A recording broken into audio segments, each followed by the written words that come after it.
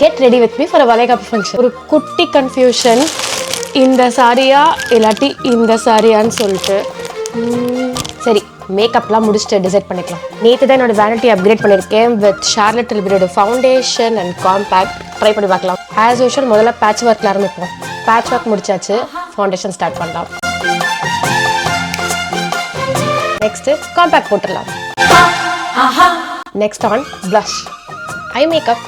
அடுத்து kajal, eyeliner, mascara, eyebrows பண்ணலாமா?